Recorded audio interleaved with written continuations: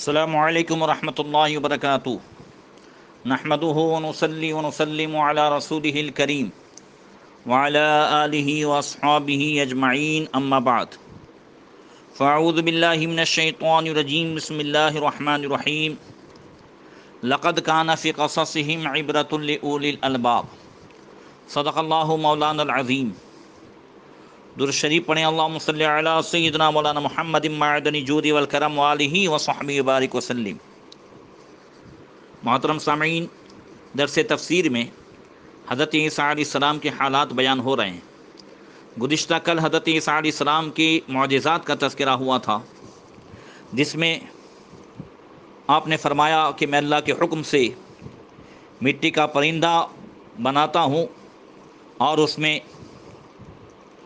پھونک مارتا ہوں تو اللہ کے حکم سے وہ زندہ ہو جاتا ہے۔ مادرزاد اندھوں اور کوڑیوں کو اللہ کے حکم سے شفا دیتا ہوں۔ وَأُحْيِي الْمَوْتَى بِإِذْنِ اللَّهِ، اور اللہ کے حکم سے مردوں کو زندہ کرتا ہوں۔ وَأُنَبِّئُكُم بِمَا تَأْكُلُونَ وَمَا تَدَّخِرُونَ فِي بُيُوتِكُمْ، اور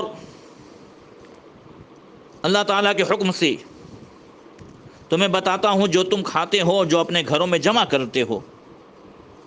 إِنَّ فِي ذَلِكَ لَآيَةً لَكُمْ إِن كُنتُم مُؤْمِنِينَ، اور بے شک اس میں تمہارے لیے نشانی ہے اگر تم ایمان رکھتے ہو۔ حضرت عیسیٰ علیہ السلام کے ان معجزات میں سے پرندے کا زندہ ہونا، مادرزاد اندھے اور کوڑیوں کو شفا دینا، اور دوسرے مریض جو آپ کے پاس آتے تھے ان سب کو بھی آپ اللہ کے حکم سے دم فرماتے، وہ شفایاب ہو جاتا، یہ ساری باتیں بیان ہوئی تھیں۔ اب یہ ہے کہ مردوں کو زندہ کرنا، حضرت عیسیٰ علیہ السلام اللہ تعالیٰ سے دعا فرماتے اور یا حی یا قیوم پڑھتے، مردہ زندہ ہو جاتا۔ حضرت محی السنہ نے حضرت عبداللہ ابن عباس رضی اللہ تعالیٰ عنہما سے روایت کی، آپ نے فرمایا کہ عیسیٰ علیہ السلام نے 4 شخصوں کو زندہ فرمایا، یہ ان کی روایت کے مطابق ہے۔ ایک عازر، دوسرا بڑھیاں کا بیٹا، تیسرا عاشر یعنی عشر ٹیکس وصول کرنے والے کی بیٹی، اور چوتھے سام بن نوح۔ عازر جو آپ کا دوست تھا اور جب انتقال ہو گیا تو اس کی بہن نے آپ کی طرف پیغام بھیجا کہ آپ کا بھائی عازر فوت ہو گیا ہے۔ یہ ان کا خاص دوست تھا عیسیٰ علیہ السلام کا۔ عازر کے گھر اور آپ جہاں تشریف فرما تھے اس درمیان 3 دنوں کی دوری تھی۔ آپ اور آپ کے کچھ ساتھی جب وہاں تشریف لائے تو اس کی بہن کو کہا مجھے اس کی قبر پر لے جاؤ۔ آپ نے قبر پر آ کر اللہ تعالیٰ سے دعا کی تو اللہ تعالیٰ نے اسے زندہ کر دیا۔ وہ اسی طرح کچھ زمانہ زندہ رہا، یہاں تک کہ زندہ ہونے کے بعد اس کی اولاد بھی ہوئی۔ دوسرا تھا بڑھیاں کا بیٹا۔ ایک بڑھیاں کا بیٹا فوت ہو گیا، اسے چارپائی پر اٹھا کر لے جا رہے تھے۔ عیسیٰ علیہ السلام کے قریب سے جنازے کا گزر ہوا تو آپ نے اس کے لیے دعا فرمائی تو وہ زندہ ہو کر چارپائی پر بیٹھ گیا اور نیچے اتر آیا۔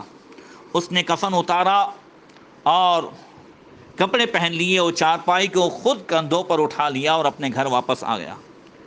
وہ بھی کچھ زمانہ زندہ رہا، اس کی بھی اولاد ہوئی اور بعد میں اس کا انتقال ہوا۔ عاشر یعنی جو عشر وصول کرنے والا تھا، بادشاہ کی طرف سے اس کی بیٹی کا انتقال ہو گیا۔ دوسرے دن عیسیٰ علیہ السلام نے اس کے لیے دعا کی اور زندہ ہو گئی۔ وہ بھی اس کے بعد کچھ وقت تک زندہ رہی، اس کا بھی نکاح ہوا اور اس کی بھی اولاد ہوئی۔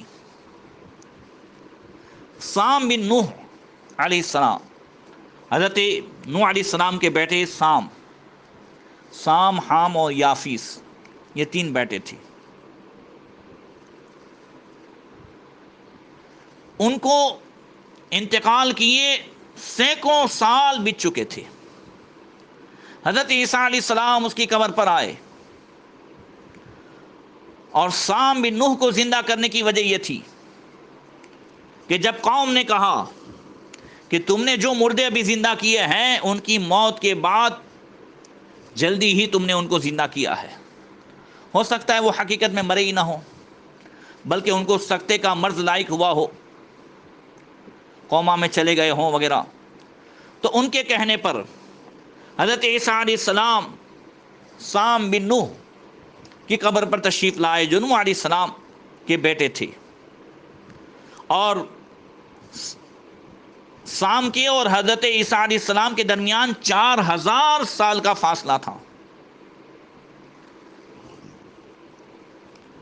آپ ان کی قبر پر تشریف لائے اور اس کے لیے دعا کی، وہ بھی زندہ ہو کر کے قبر سے باہر آئے۔ جب وہ قبر سے نکلے تو قیامت کے خوف سے ان کا سر آدھا سفید ہو چکا تھا۔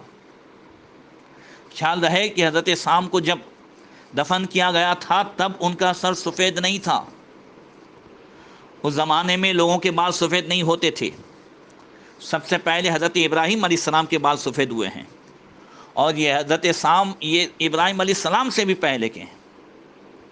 انہوں نے قبر سے نکلتے ہوئے پوچھا کیا قیامت آ گئی؟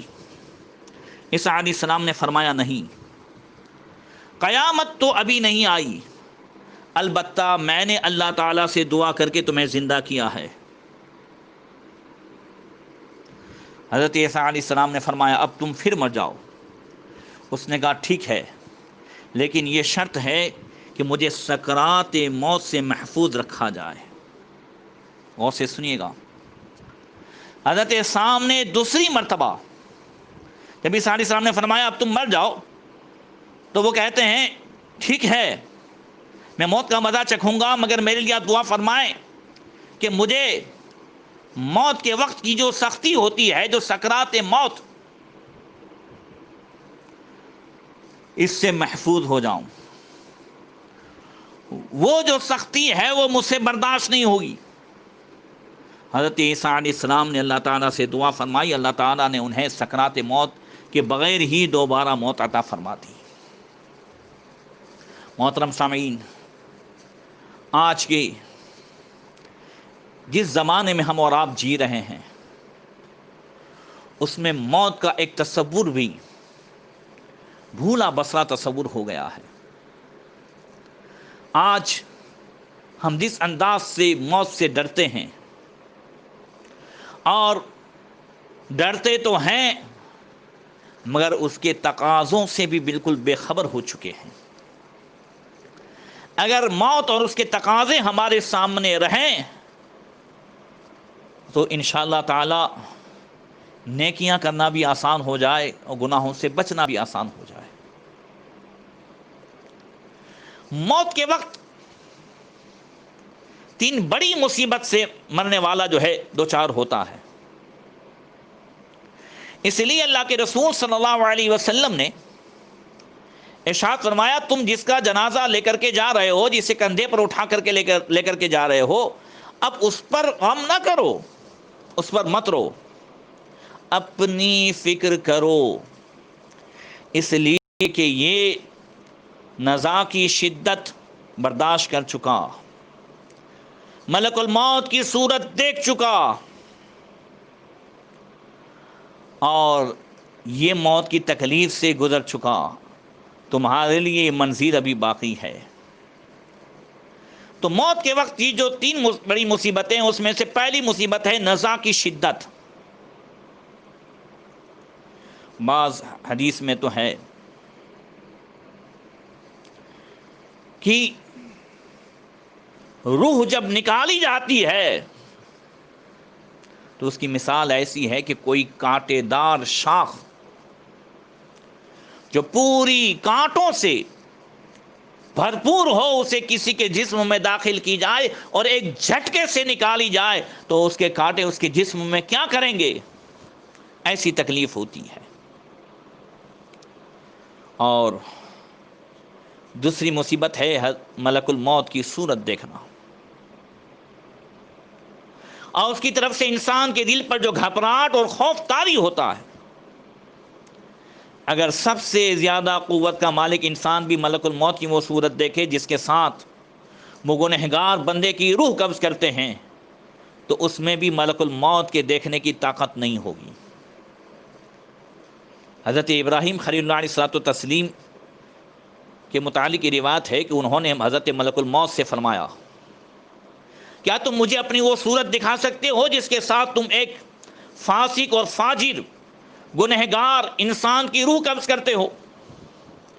ملک الموت نے فرمایا، آپ کے اندر میری وہ صورت دیکھنے کی طاقت نہیں۔ حضرت ابراہیم علیہ السلام نے فرمایا، کیوں نہیں؟ ملک الموت نے فرمایا، پھر آپ اپنا منہ دوسری طرف پھیل لیں۔ حضرت ابراہیم علیہ السلام نے منہ دوسری طرف پھیل لیا۔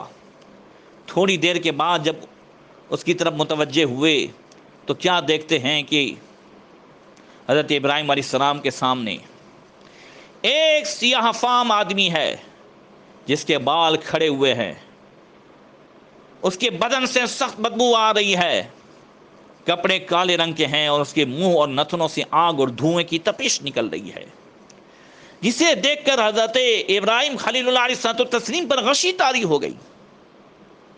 جب ابراہیم علیہ السلام کو افاقہ ہوا تو ملک الموت اپنی پہلی صورت پر آ چکے تھے۔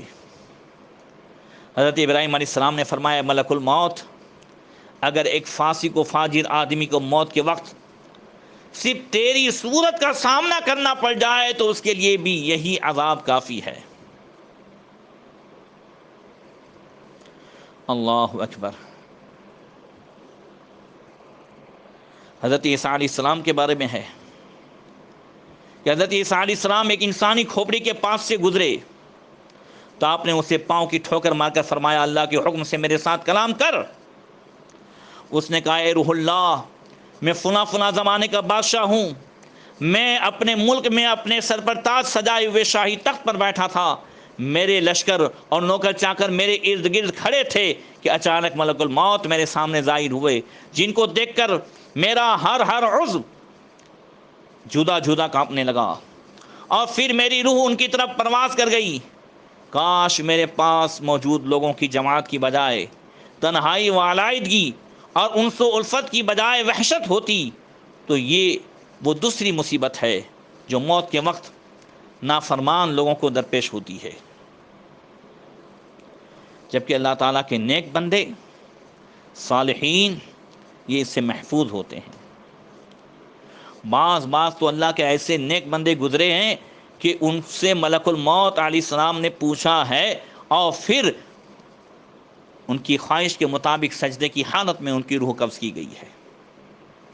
اللہ تعالی ہمیں بھی نصیب فرمائے، اللہ ہمیں بھی گناہوں سے بچنے کی توفیق عطا فرمائے۔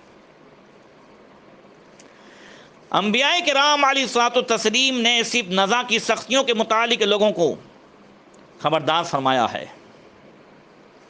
انہوں نے اس خوف و گھبراہٹ کا ذکر نہیں فرمایا جو ملک الموت کی صورت دیکھنے والے انسان پر طاری ہوتی ہے۔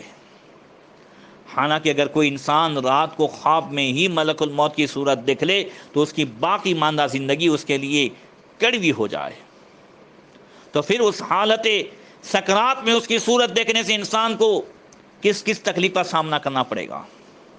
یہ ساری روایتیں حضرت علامہ جلال الدین سیوطی رضی اللہ تعالیٰ عنہ نے نقل فرمائی۔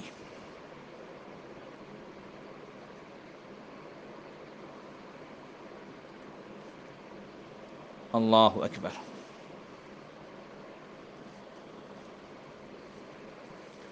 اور موت کے وقت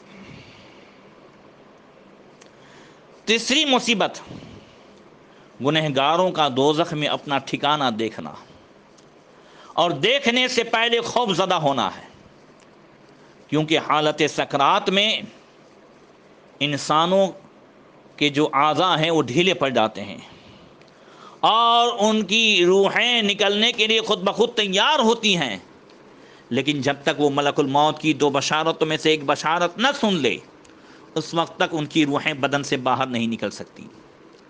یا تو ملک الموت انسان کو کہتے ہیں اللہ کے دشمن تجھے دوزخ کی خوشخبری ہو، یا فرماتے ہیں اللہ کے ولی تجھے جنت کی بشارت ہو۔ یاد رکھیے ایک حدیث میں اللہ کے رسول صلی اللہ علیہ وسلم نے فرمایا لن یخرج احدکم من الدنیا حتی یعلم این مصیرہ وحتی یری مقعدہ من الجنۃ والنار،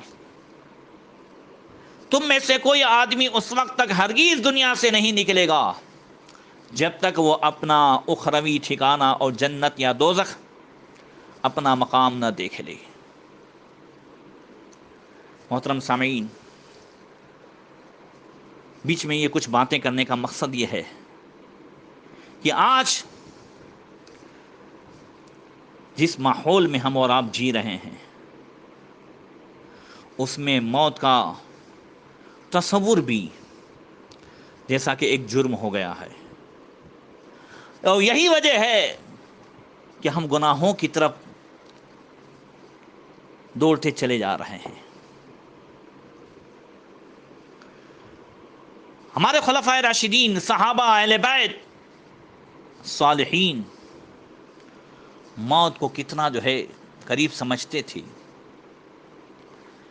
سیدنا صدیق اکبر رضی اللہ تعالیٰ عنہ نے فرمایا کل امرئ مصبح فی اہلہ والموت ادنی من شراک نعلہ، ہر آدمی اپنے گھر والوں کے ساتھ صبح کرتا ہے اور موت اس کے جوتے کے تسمے سے بھی قریب ہوتی ہے، جوتے کی جو ایڑی ہوتی ہے اس سے بھی قریب ہوتی ہے۔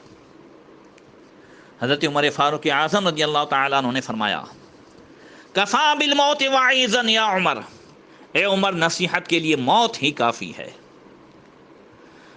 حضرت عثمان غنی رضی اللہ تعالیٰ عنہ فرماتے ہیں انا من النعیم من دنیا یکفیک الاسلام نعمتا وانا من اشغال الدنیا یکفیک طاعت مشغولا وانا من العبرت یکفیک الموت عبرتا، بے شک دنیا کی نعمتوں میں سے تجھے اسلام کی نعمت کافی ہے، اور دنیا کے کاموں میں سے تیرے لیے اللہ رسول کی اطاعت و فرما برداری کا مشغلہ کافی ہے، اور بے شک عبرت حاصل کرنے کے لیے تیرے لیے موت کی عبرت ہی کافی ہے۔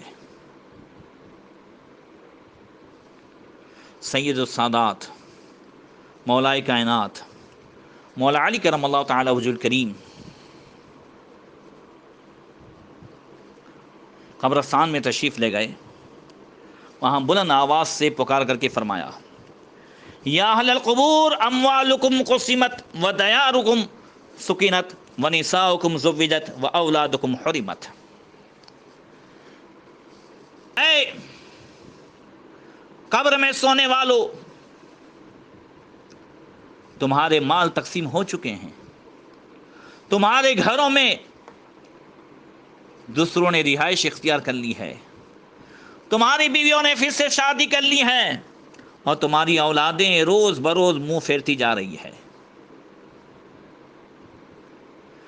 یہ تو مردہ لوگوں سے حضرت مولا کائنات مولا علی کا فرمان تھا، اور بخاری شریف میں ہے کہ ایک دفعہ زندہ لوگوں سے بھی آپ نے یہ فرمایا کہ ارتحلت الدنیا مدبرۃ وارتحلت الآخرۃ مقبلۃ ولکل واحدۃ منها بنون فکونوا من ابناء الآخرہ ولا تکونوا من ابناء الدنیا فإن اليوم عمل ولا حساب وغدا حساب ولا عمل، کہ دنیا دن بدن منہ پھیرتی جا رہی ہے اور آخرت دن بدن قریب آتی جا رہی ہے، اور دنیا و آخرت میں سے ہر ایک کے مستقیل چاہنے والے ہیں۔ تم دنیا کے چاہنے والے نہ بنو، آخرت کے چاہنے والے بنو۔ آج کے دن عمل کر لو مگر حساب نہ ہوگا، اور کل کے دن حساب ہوگا مگر عمل کی مہلت نہ ملے گی۔ محترم سامعین، یہ حضرت سام جو نوح علیہ السلام کے بیٹے ہیں، عیسیٰ علیہ السلام سے کہتے ہیں کہ دوبارہ قبر میں جاؤں تو صحیح مگر سکرات کے وقت کی جو سختی ہے اس سے میں محفوظ ہو جاؤں۔ اندازہ لگائیں، یہ سب ہمارے لیے عبرت کے لیے کافی ہے، اگر اللہ تعالی ہمیں توفیق عطا فرمائے۔ اور عیسیٰ علیہ السلام نے دعا فرمائی تو حضرت سام وہ جاتے جاتے فرماتے گئے، اے لوگو، یہ اللہ تعالیٰ کے نبی ہیں، ان پر ایمان لے آؤ۔ کچھ لوگوں نے تو ایمان قبول کر لیا، لیکن کچھ بدبختوں نے یہ عظیم معجزہ دیکھنے کے بعد بھی یہ کہا کہ یہ تو جادو ہے، اور وہ ایمان لانے سے محروم رہے۔ یاد رکھیے، جن کی قسمت میں کفر ہے، اللہ ارشاد فرماتا ہے ان الذین کفروا سواء علیہم انذرتہم ام لم تنذرہم لا یؤمنون، بے شک جن کی قسمت میں کفر ہے، برابر ہے چاہے آپ انہیں ڈرائے یا نہ ڈرائیں، وہ ایمان لانے والے نہیں ہیں۔ مگر کوشش کرنا یہ ہمارا کام ہے، توفیق پروردگار عطا فرماتا ہے۔ جو جن کی قسمت میں کفر ہے، وہ معجزات، دلائل، کرامتیں دیکھنے کے باوجود بھی منہ پھیر جاتے ہیں۔ حضرت عیسیٰ علیہ السلام کے دست پاک سے اور بھی جو ہے مردے زندہ ہوئے۔ ایک روایت میں ہے کہ اس وقت کے بادشاہ نے اپنے بیٹے کے زندہ کرنے کی درخواست کی تھی، تو وہ زندہ ہو کر میرا خلیفہ بن سکے، تو آپ کی دعا سے وہ بھی زندہ ہو گیا تھا۔ حضرت عیسیٰ علیہ السلام نے اللہ کے تعالیٰ کے حکم سے اور اس سے دعا کر کے کئی جانوروں کو بھی زندہ فرمایا تھا، انشاءاللہ اس کا تذکرہ آگے آئے گا۔ عیسیٰ علیہ السلام نے یہاں پر جو ذکر فرمایا، جو معجزات آپ کے ذکر ہوئے، اس میں سے ایک یہ تھا کہ وَأُنَبِّئُكُم بِمَا تَأْكُلُونَ وَمَا تَدَّخِرُونَ فِي بُيُوتِكُمْ، اور میں تمہیں بتاتا ہوں جو تم کھاتے ہو اور جو تم اپنے گھروں میں جمع کرتے ہو۔ علامہ راضی، امام فخر الدین رازی رحمۃ اللہ تعالی علیہ نے تفسیر کبیر میں فرمایا وَأَمَّا النَّوْعُ الْخَامِسُ مِنَ الْمُعْجِزَاتِ إِخْبَارُ عَنِ الْغُیُوبِ، حضرت عیسیٰ علیہ السلام کے معجزات کی پانچویں قسم غیبی خبریں دینا ہے۔ اس سے بھی پتہ چلا کہ اللہ تعالیٰ اپنے محبوب بندوں اور انبیاء کرام کو غیب کی خبر عطا فرماتا ہے، اور عیسیٰ علیہ السلام صاف صاف فرماتے میں تمہیں بتاتا ہوں تمہارے گھر میں کیا ہوتا ہے، تم کیا کھا کر کے آئے ہو۔ اور حضرت عیسیٰ علیہ السلام نے تو بچپن ہی میں یہ غیبی خبریں دینی شروع فرما دی تھی۔ جب آپ کے ساتھ بچے کھیلتے تو آپ انہیں ان کے والدین کے افعال کی خبر دیتے اور بتاتے تمہارے ماں باپ نے تمہارے لیے کیا چیزیں چھپا کر رکھی ہوئی ہے۔ بچے گھر آ کر وہ چیزیں مانگتے، نہ ملنے پر روتے۔ جب لوگوں کو پتہ چلا کہ عیسیٰ علیہ السلام ہمارے بچوں کو یہ بتاتے ہیں، تو انہوں نے بچوں کو کہا تم اس جادوگر کے ساتھ نہ کھیلا کرو، معاذ اللہ رب العالمین۔ انہوں نے اپنے بچوں کو اپنے گھروں میں روک لیا، باہر نکل کر عیسیٰ علیہ السلام کے ساتھ کھیلنے پر پابندی لگا دی۔ حضرت عیسیٰ علیہ السلام خود ہی بچوں کو بلانے ان کے گھروں میں تشریف لے گئے۔ ان کے والدین نے کہا بچے تو گھر میں نہیں ہیں۔ آپ نے کہا وہ تو گھر ہی میں ہیں، اگر وہ گھر میں نہیں تو کون ہے گھروں میں؟ تو وہ جو نبیوں کو اپنی طرح سمجھتے تھے، انہوں نے کہا ارے گھر میں تو خنزیر چھپائے ہیں ہم نے۔ عیسیٰ علیہ السلام نے فرمایا اچھا خنزیر ہی ہوں گے۔ آپ کے کہنے پر وہ بچے سب خنزیر ہی ہو گئے۔ انشاءاللہ یہ واقعہ آگے بھی آئے گا۔ تو یہ حضرت عیسیٰ علیہ السلام کے وہ معجزات ہیں۔ انشاءاللہ تبارک و تعالی آگے اور بھی آپ کے حالات بیان ہوں گے۔ اللہ تعالی ہم سب کو نور قرآن سے منور فرمائے۔ السلام علیکم ورحمۃ اللہ وبرکاتہ۔